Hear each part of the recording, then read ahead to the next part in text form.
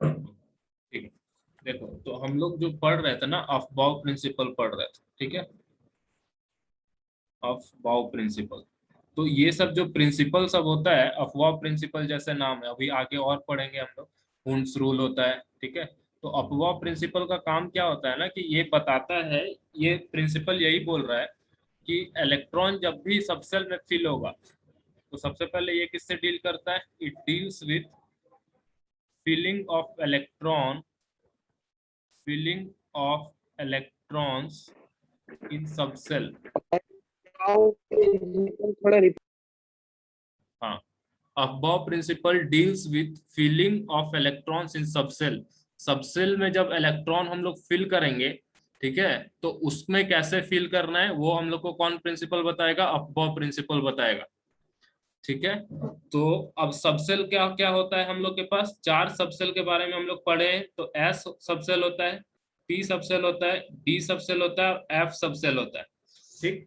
तो जो electronic configuration जब लिखने के लिए सिखाए थे, तो उसमें तुम लोग को कैसे बताए थे कि इस तरीके से लिखना है, 1s, ठीक है, 2s, 2p6, फिर 1s2, 2s2, 2p6, 3s2, ठीक है, फिर 3p6, 4s2, 3d, इस तरीके से बताया था। फिर 4p, फिर 5s, ठीक है, फिर 4p, 5s, इसके बाद फिर क्या होगा बताओ,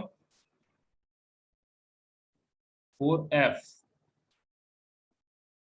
ऐसा था नहीं, 1s2, 2s2, 2p6, 3s2, 3p6, ठीक है, 4s2, 3d2, फिर डीपीएस होगा। हाँ dps होगा, और उसके बाद यहाँ पे 4d होगा, 4d होगा, सही बात है। फिर यहाँ पे 4d होगा, फिर 5p होगा, ठीक है, फिर 6s होगा, और उसके सर बाद बस यहाँ पे 4f होगा, इस तरीके से। तो तुमको यहाँ पे सबका एनर्जी को कैलकुलेट करना है, ये वाला चीज हम पहले क्लास में भी बताए थे। तो यहाँ पे जो फर्स्ट तुमको 1 लिखा दिख रहा है, ये तुम्हारा प्रिंसिपल क्वांटम नंबर है, और एस जो है ये एजीमुथल क्वांटम नंबर है, ठीक है। ये प्रिंसिपल क्वांटम नंबर है, और ये तुम्हारा क्या है, एजीमुथल क्वांटम नंबर। तो प्रिंसिपल क्वांटम नंबर और एजीमुथल क्वांटम नंबर को ऐड करके हम लोग एनर्जी बताते हैं सबसेल का। तो इसका एनर्जी का मैग्नीट्यूड क्या होगा, 1। इसके लिए देखेंगे तो क्या होगा, 2 + 0, तो इसका मैग्नीट्यूड क्या हो जाएगा, 2।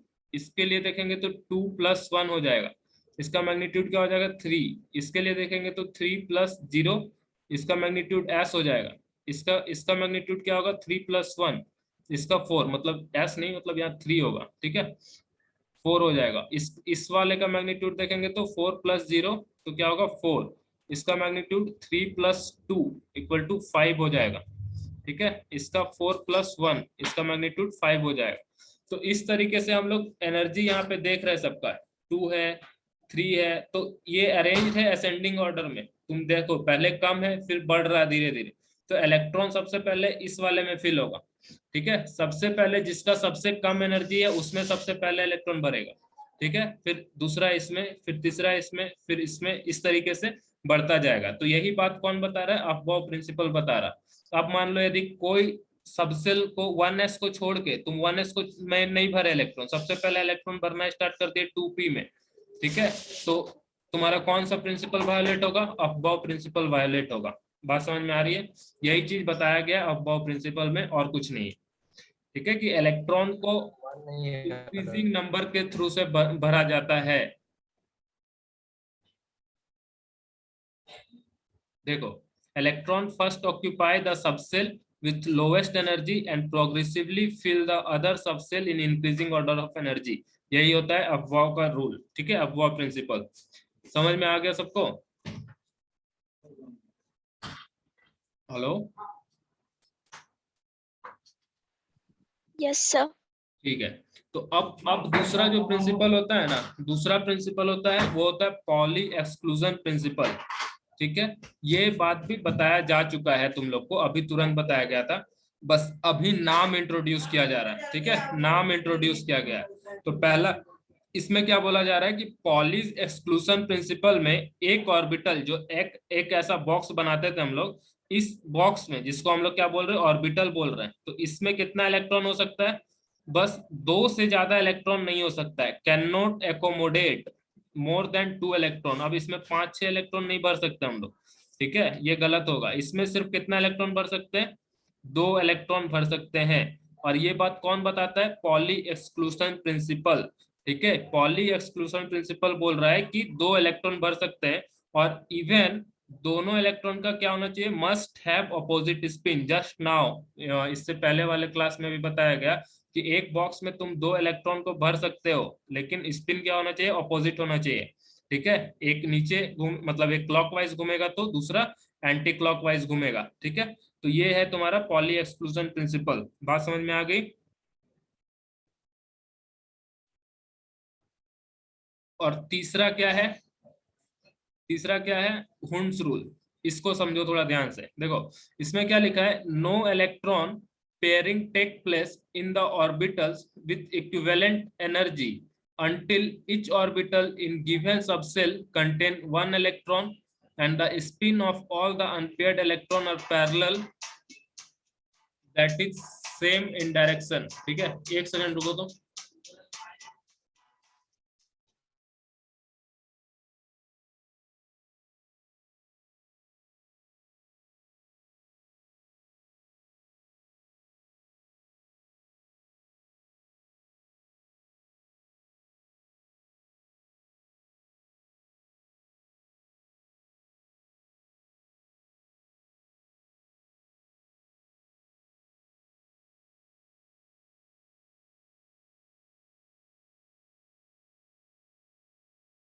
Hello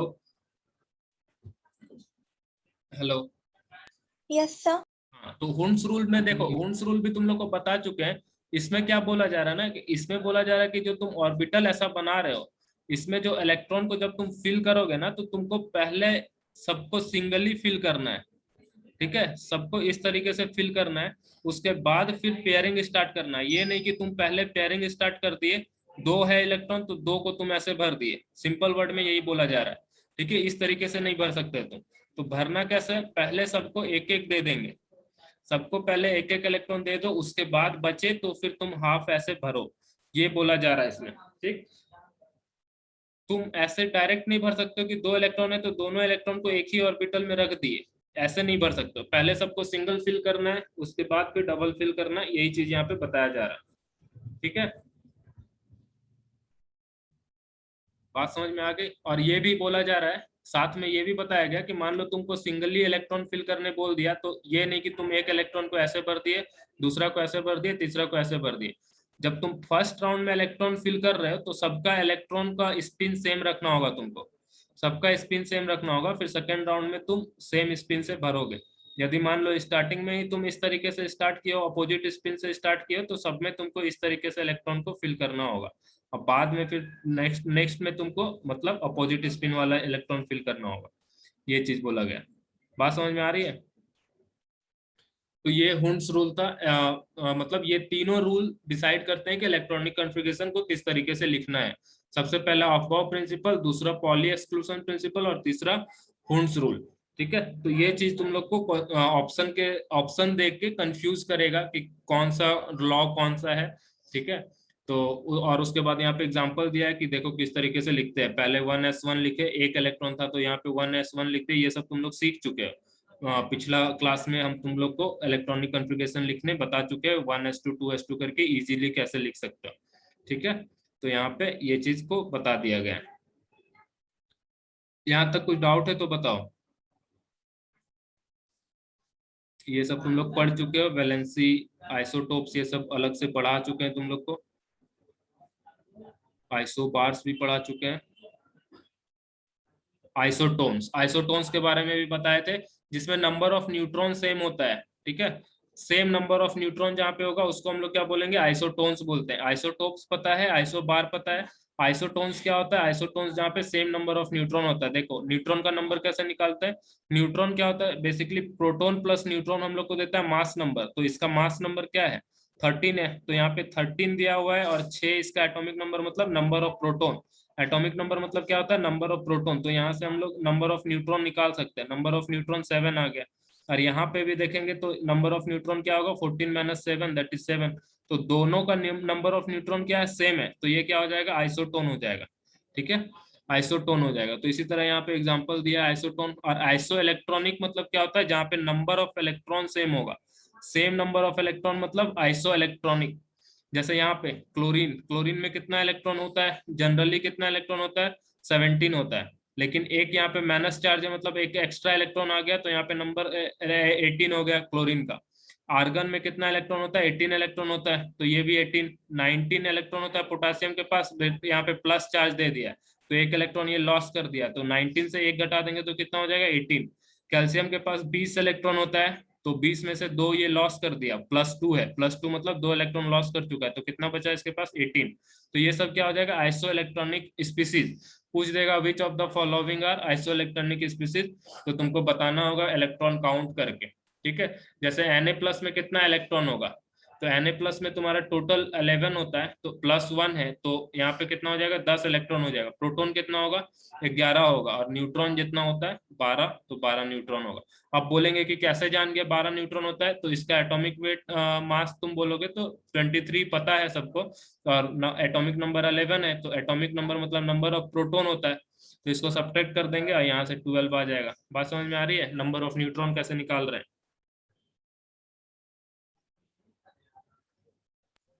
Yes, sir. हाँ, तो यहाँ पे फिर थोड़ा एप्लीकेशन दिया हुआ है तुम्हारा, रेडियो एक्टिव आइसोटोप्स का क्या क्या यूज होता है। पहला एग्रीकल्चर में यूज करते हैं।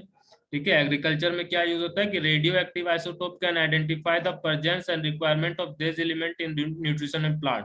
तो जैसे प्लांट जब पढ़ेंगे ना, तो उसमें हम लोग को दो तरह का एलिमेंट मिलता है, मैक्रो मैक्रो न्यूट्रिएंट होता है और माइक्रो न्यूट्रिएंट होता है। तो कोई भी क्वांटिटी यदि घट जाएगा माइक्रो मैक्रो और माइक्रो का, तो तुम अपने घर का प्लांट देखे होगे कि उसमें अलग अलग तरीके का डिजीज हो जाता है, पता ही नहीं चलता। फिर बोलते हो उसमें खाद डालो। ठीक है, कुछ कुछ खाद उसमें डालते हैं, तो क्या होता है, तुम्हारा ग्रो करने लगता है प्लांट। तो खाद में क्या होता है, जो फर्टिलाइजर तुम डालते हो उसमें वो माइक्रो न्यूट्रिएंट या फिर मैक्रो न्यूट्रिएंट अवेलेबल होता है, जो उसको मिल जाता है तो उसका ठीक हो जाता है। ठीक है, तो वो कैसे पता करेंगे कि कौन सा एलिमेंट का इसको मतलब नीड है, तो वो हम लोग आइसोटोप टेक्निक से पता कर सकते हैं। ठीक है, फिर इंडस्ट्री में आइसोटोप का यूज होता है coating of arm of clock to see in dark. देखो आइसोटोप का यूज किया जाता है कि क्या करते हैं कि घड़ी अंधेरा में कैसे देख पाएंगे, तो उसके लिए ये काम किया जाता है। उसके बाद मेडिसिन में यूज होता है, तो ये सब जो आइसोटोप है मेडिसिन में यूज कर सकते हैं हम लोग। थायराइड में यूज हो रहा है, बोन डिजीज में, ब्रेन ट्यूमर्स, कैंसर में ये सब यूज करते हैं। थेरेपी देते हैं बहुत तरीके का। ठीक है, रेडिएशन देते हैं, तो ये सब यूज होता है। और मैकेनिज्म ऑफ केमिकल रिएक्शन को भी पता कर रहे हैं। मैकेनिज्म ऑफ केमिकल रिएक्शन होता है कि मतलब कोई भी केमिकल रिएक्शन कैसे हो रहा है, कौन सा पाथ को फॉलो कर रहा है, वो पता करने के लिए हम लोग यूज करते हैं आइसोटोप्स का। फिर कार्बन डेटिंग, कार्बन डेटिंग से हम लोग क्या करते हैं, मतलब एज पता करते हैं कि कोई भी चीज का एज कितना पुराना है। जैसे तुम लोग न्यूज़पेपर में पढ़ते होगे कि इतना साल पुराना ये मिला, इतना साल पुराना कुछ मिला, तो वो चीज कैसे पता करते हैं कि कितना साल पुराना है, कार्बन डेटिंग से पता करते हैं। ठीक है, और आइसोटोप्स न्यूक्लियर रिएक्टर है, ये एनर्जी और पावर भी बनाता है। तो इस चैप्टर का तुम्हारा सारा मतलब कंसेप्ट हम डिस्कस कर चुके हैं। देखो यहाँ पे कुछ कुछ क्वेश्चन तुमको मिलेगा, कुछ कुछ क्वेश्चन तुमको मिलेगा। देखो जैसे ये वाला बता रहे थे, ये क्वेश्चन देखो, which one represent an impossible rearrangement, मतलब अरेंजमेंट ऑफ क्वांटम नंबर। ये 4 क्वांटम नंबर दे दिया है, तो इम्पॉसिबल कौन सा है तुम्हारा यहाँ पे, ये तुमको बताना है। ठीक है, तो कैसे बताओगे इम्पॉसिबल कौन सा है, बताओ क्या होगा ऑप्शन इसका।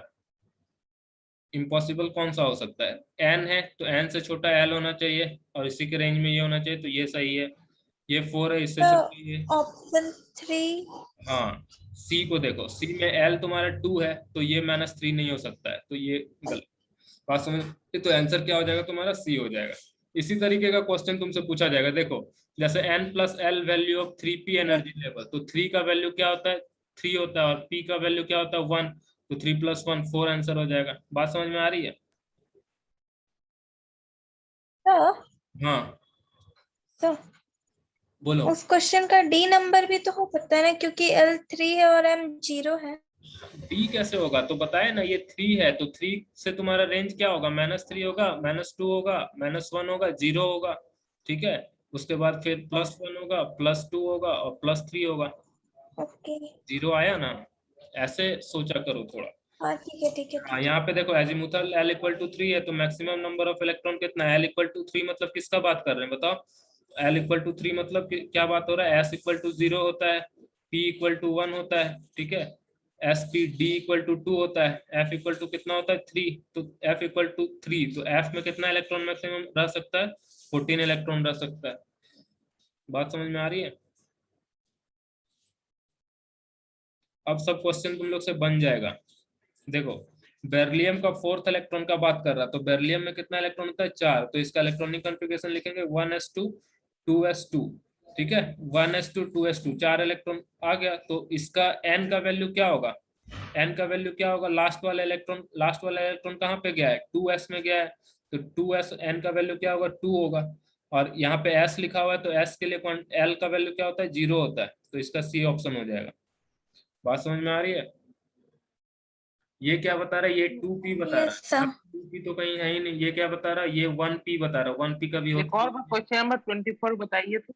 हाँ देखो, क्वेश्चन नंबर 24 में बेरिलियम का बात किया है, ठीक है। बेरिलियम कैसा? बेरिलियम का एटॉमिक नंबर कितना होगा? Hydrogen, helium, lithium, beryllium. तो बेरिलियम का एटॉमिक नंबर 4 होगा, तो इसका इलेक्ट्रॉनिक कॉन्फ़िगरेशन लिखना है 1s2 2s2 लिखोगे, 4 इलेक्ट्रॉन हो गया, ठीक है। तो अब तुमको ये 2s वाला पूछा है, लास्ट वाला इलेक्ट्रॉन का, ठीक है। मान लो फर्स्ट इलेक्ट्रॉन का पूछता तो तुमको 1s को एक्सप्लेन करना था। अब लास्ट इलेक्ट्रॉन पूछा, तो लास्ट इलेक्ट्रॉन तुम्हारा 2s में आएगा। तो 2s का पहला quantum number, principal quantum number क्या होगा?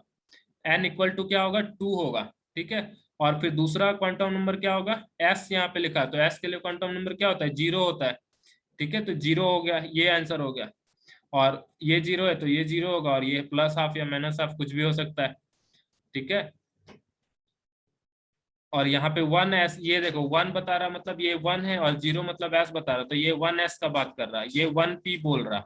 1 1 मतलब 1p हो गया, 2 0 मतलब 2s हो गया, और 2 1 मतलब 2p हो गया, तो 2s में इलेक्ट्रॉन है, तो इसलिए इसका ऑप्शन हम लोग ये सेलेक्ट कर दिए, ठीक है। Yes sir. Which of the following has more unpaired electron? तो इसमें तुम लोग को सबका वैलेंसी मतलब ये लिखना होगा, इलेक्ट्रॉनिक कॉन्फ़िगरेशन लिखना होगा। उसके बाद फिर ये बॉक्स वाला डायग्राम बना के तुम लोग को देखना होगा कि किसमें कितना इलेक्ट्रॉन बच रहा है, ठीक है। तो उस तरीके से लिखना होगा, या फिर शॉर्ट ट्रिक भी लगा सकते हो। एटॉमिक नंबर पता है तो कैसे इलेक्ट्रॉन पेयरिंग होगा, कौन बच गया, कहाँ पे कैसे होगा, ये सब थोड़ा सोच सकते हैं। Number of electron having L + m value = 0 in Fe, तो ये भी तुम कैलकुलेट कर पूरा इलेक्ट्रॉनिक कॉन्फ़िगरेशन लिखना होगा। हालांकि ऐसा क्वेश्चन नहीं रहेगा, तुम प्रीवियस ईयर इसीलिए बोल रहे हैं कि टाइम कम है, तो प्रीवियस ईयर का पेपर पे फोकस करो, प्रीवियस ईयर का पेपर बना लो, वो इनफ रहेगा, ठीक है। अभी नया चीज को देखने का कोई मतलब नहीं है, प्रीवियस ईयर का पेपर तुमसे बन रहा है या नहीं वो ज्यादा इंपॉर्टेंट है। बात समझ में आ रही है? इसमें देखो सिंपल सिंपल क्वेश्चन तुमसे पूछा हुआ है, बहुत सिंपल सिंपल क्वेश्चन पूछा है, ठीक है। तो ये सब क्वेश्चन तुमसे बन जाएगा। देखो, how many can have the following set of quantum number? n = 3 मतलब 3s का बात कर रहा है, 2 लिखा हुआ है, 2 मतलब क्या हो गया? 3d हो गया, और m -2 लिख दिया है, -2, ठीक है। तो कितना क्वांटम नंबर के पास ये हो सकता है? ये वैल्यू हो सकता है 2 के पास हो सकता है, ठीक है, दो दो इलेक्ट्रॉन के पास हो सकता है, ये तुम सोच सकते हो। इसमें -2 वाला बात बता रहा है, तो -2 मतलब एक ऑर्बिटल का -2 होता है, तो यहाँ पे 2 इलेक्ट्रॉन रह सकता है ना। बात समझ में आ रही? इस तरीके से सोचना होगा, मतलब 3D का बात कर रहा है, 3D में एक बॉक्स, एक किसी बात ऑर्बिटल का बात कर रहा है, तो -2 यहाँ पे बताया तुमको मैग्नेटिक क्वांटम नंबर का नंबर। तो D का क्या क्या वैल्यू हो सकता है? D का वैल्यू हो सकता है तुम्हारा D = 3 होता है, तो -3 -2 -1 0, ठीक है, +1, नहीं नहीं, D का तो 2 होता है वैल्यू, ठीक है। तो -2 -1 +1 +2 ये हो सकता है। तो तुमसे पूछ रहा -2 में कितना इलेक्ट्रॉन रह सकता है, तो -2 वाला 2 इलेक्ट्रॉन रह सकता है। इस तरीके से सोचना होगा, ठीक है। ये सब क्वेश्चन बनाओ तुम लोग, कुछ डाउट होगा तो फिर पूछो। बात समझ में आ रही है? Okay sir. हाँ, तो ये चैप्टर तुम लोग समझ लो कि एनटीएससी के लेवल से भी हम तुम लोग को पढ़ा चुके हैं। आगे हम लोग देखेंगे नेक्स्ट क्लास में हम लोग देखेंगे, ठीक है, कि देखो ये केटायन ये एनायन ये सब पहले ही बता चुके हैं, तुम लोग को सब पता है कि एनायन कब बनता है, केटायन कब बनता है, ये सब एनसीईआरटी का चार्ट सब है।